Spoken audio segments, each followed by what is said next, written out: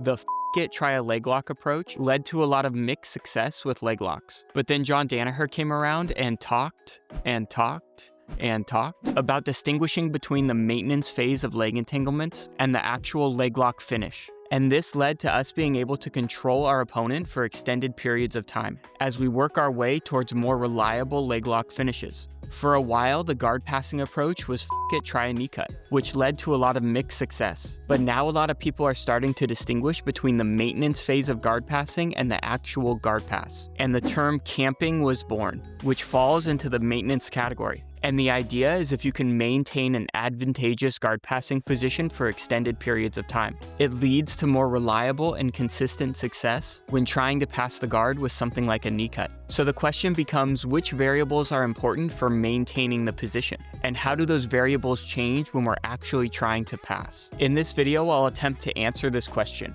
when we're trying to pass the guard by going to the outside of our opponent's legs. Now, when we're trying to maintain this position, the common term in jiu-jitsu these days is outside camping. And the idea is we put ourselves in a position where their near leg can't connect to us, their far leg can't connect to us, and their head cannot move away. If we can do these three things, we'll be able to maintain the position for extended periods of time. Now, when talking about the near leg, it can either be shelved up by our hip or down lower by our shin, in what I'll refer to as a reverse shin on shin position. From here, it tends to be easier for our opponent to connect to us with their near leg. Compare this to where we have the near leg shelved on our hip, where it becomes much harder for our opponent to recover with their near leg, giving us the ability to maintain this position for extended periods of time. But if we're wanting to actually pass, it tends to be easier to do so from that reverse shin on shin position.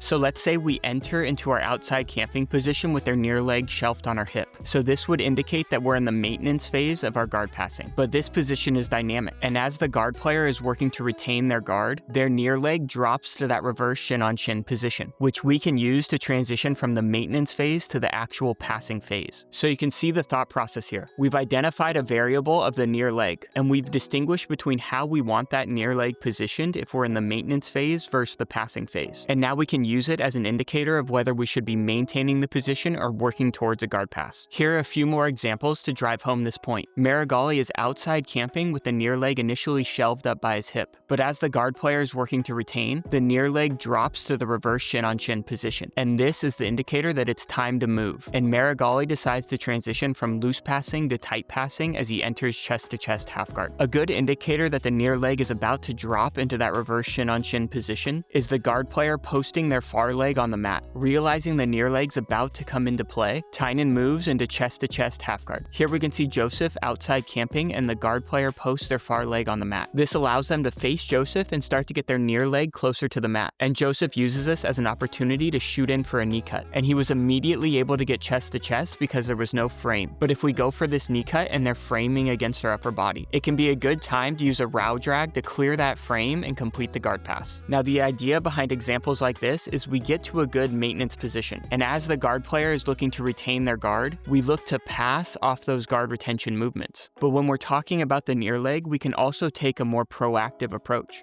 where initially we have the near leg shelved on our hip, but if we want to force the transition from the maintenance phase to the guard pass phase, we can force the reverse shin on shin position to facilitate our guard pass. Now, as we switch from talking about the near leg to talking about the far leg, I think it becomes much more difficult to take this proactive approach, and we tend to be looking to pass off their guard retention movements. Now, in my opinion, the lesser of the two evils is when the guard player high legs over to connect to the lead side of our body. And the classic counter to this is to take a cross scoop grip on their leg, or what I've heard referred to as a thigh drag. And we can use this thigh drag to pass off their guard retention movement. Now, with the thigh drag, if we can get our arm in front of their thigh, this generally means we can keep working to pass the guard on the same side. However, if the guard player brings their knee and elbow together on this near side, it can be hard for us to get our arm inside that space. But to do so, they had to shallow out this foot, making it easier for us to switch sides to complete the guard pass. So the basic game we play is we get to an initial angle, and if the guard player high legs over over to connect to our lead side. We can look for a thigh drag on their far leg and look to drop our arm in front of their near thigh. And as they give us strong resistance to pass the guard on the same side, we can look to switch sides to complete the pass. Now, if this movement doesn't work initially, we can just repeat the process and go side to side with this same dilemma to pass the guard. But ideally, we can finish the guard pass after the first attempt. And here are some tricks that might help you do that. When you're switching sides with a thigh drag, generally it's taught to lead with your knee that was closest to their head. But this tends to give the guard player a lot of space to recover and can lead to us having to reboot the system over and over again. Instead, Owen likes to lead with the knee that's closest to their hips. So I'm always pumping through with like a shin cut motion here. So as I pin, I drop my inside knee and I pump my left leg in for like this leg drag position. Because now I have a lot more power to pull your knee down, and I also have the option to double back in the middle, you know?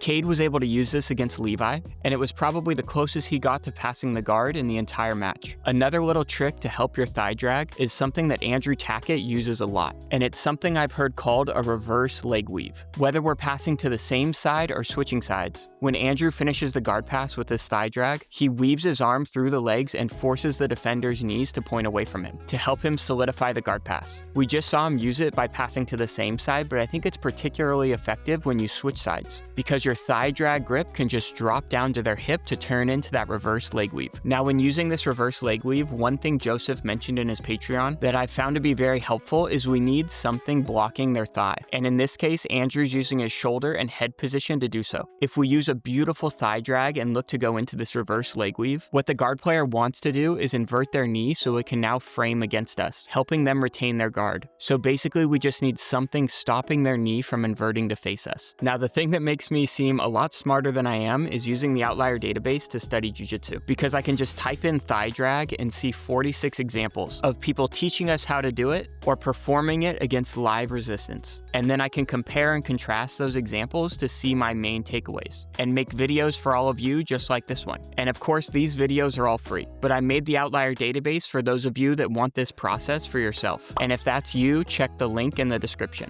So now let's say we've created a good angle and we're maintaining the position well, forcing the guard player to retain with their far leg. But instead of high legging over to the lead side of our body, they're able to use that high leg to connect to the trail side of our body. So now basically we need a way to deal with their lasso. Now ideally we can expose the side of their near knee to force our opponent to face away from us, making it difficult for even the most flexible guard players to utilize their far leg. But if they're threatening to pummel in their lasso, ideally we can prevent it from getting to our armpit by connecting our ear and shoulder to close off that space on the trail side. And from here we can decide whether we want to keep going in the same direction or switch sides to pass the guard. If we decide to switch sides to deal with their lasso, it can be a great time to transition to under the legs passing. Instead of switching sides, if we want to keep going in the same direction, we can use a leg drag motion on their lasso leg to start to stack. But these days, my preferred option is to enter into a weave guard pass, which makes life very miserable for the bottom player. Dude, this is so annoying. The weave, baby. Now, Craig did the same thing 4 times in one roll against a healthy Nicky Ryan. And when doing this, the key is to make sure their head cannot spin out to the same side as their lasso. Otherwise, we run the risk of being put in a triangle. So you can see when Craig is camping from this position, he slides his knee up to block Nicky's head from spinning out towards the side of his weave. And he's also leaning all of his weight to that side to make it very hard for Nicky to spin out in that direction. And if he does start to compromise Craig's structure and threaten to spin out in that direction, Craig takes his weave arm out and it's time to initiate the guard pass. But ideally, we can force their head to spin out not to the side of our weave, but to the other direction, where we can continue to camp. And Craig immediately reaches for control of Nicky's head, which is the third major component we need for effective outside camping. If we're trying to maintain our camping position with no control over our opponent's head, it's going to be harder for us to prevent them from realigning themselves with us to recover their guard. So when we're trying to maintain the position, we can look to control their head through the use of a collar tie. We can also control the far side of their head through the use of a reverse collar tie, or something like an overback grip, or what's also called a reverse crossface, is great for controlling the guard player's head and maintaining our outside camping position. And when we start to combine all of these elements together, we become very effective effective at outside passing. If we get to a position where we have a collar tie to control their head with their near leg shelved, we're in a very good maintenance position, allowing us to maintain our angular advantage for extended periods of time. If we control their head but their near legs a bit lower towards the mat, it can be a great time to initiate a guard pass. Or maybe we enter the position with a reverse collar tie and their near leg shelved. And as the bottom player is looking to recover, they post their far leg on the mat to drop their near leg into that reverse shin on shin position, threatening to connect to our trail leg. And this can be our indicator to transition from loose passing to tight passing as we enter chest to chest half guard. Now, when you're actually trying to apply this, it's going to be a lot harder than I'm making it seem, because guard players are very good. And if we initially get to a situation with their near leg shelved and we have a collar tie controlling their head, but they put their far leg on the mat to recover their near leg position, connecting to us with the sole of their foot. This now gives them a great ability to control distance and off-balance us, setting up their counterattacks. This is why I think it's important when you're developing this skill to keep the sole of the guard player's foot from connecting to you. But the best guard players in the world are going to combine their far leg and near leg recoveries. Ariel initially uses his far leg to recover, and Joseph changes his posture to get rid of that far leg. But Ariel uses it as an opportunity to recover with his near leg. So even the best guard passers in the world struggle to apply it against tough resistance. So don't beat yourself up too much when you're practicing this skill, and if you're watching this video, you're probably doing just fine. And it's important to note that guard passing is very difficult against tough resistance, and we can't expect it to work every time. But by introducing a maintenance phase in the idea of camping, we can start to wear on our opponent and break down that resistance over time. But in order to apply this strategy, we need reliable ways to enter into the maintenance phase. And when talking about outside camping, the entry involves getting outside the feet and creating an angle. And I think it can be easy to think about this in terms of passing guard, where we can try and throw the feet to the outside, create an initial angle, and maintain that angle. But a lot of times this can be extremely difficult because the guard player's objective is to not get passed and your objective is to pass. And this direct opposition in objectives means we're going to be going up against a lot of resistance. But if instead the number one goal of the defender is to escape the back, and we say, cool, you can achieve your number one objective, but I'm going to create an angle and enter into my outside passing position. So the basic idea is we create a dilemma for our opponent, where the first option is very bad for them, and by defending that option, it allows us to get outside their feet at an angle to effectively enter into our outside passing.